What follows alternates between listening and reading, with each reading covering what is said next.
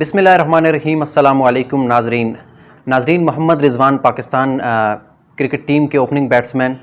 वो ऐसे प्लेयर हैं जो वर्ल्ड में इस टाइम T20 रैंकिंग में नंबर 1 प्लेयर हैं और उनके मुकाबले का भी कोई भी प्लेयर नहीं है। T20 की जो भी रैंकिंग देखी जाए तो बाकी प्लेयर्स बड़े दूर इनसे दिखाई देते हैं। और उनके बारे में आज से 1-2 साल पहले ये मशहूर था कि मोहम्मद रिजवान T20 क्रिकेट के प्लेयर नहीं है और वो छक्का नहीं मार सकते, लेकिन अल्लाह पाक ने उन्हें इज्जतें दी। अपनी बैटिंग से ज़्यादा वो एक और चीज़ के लिए बड़े मशहूर हैं और उनकी जितनी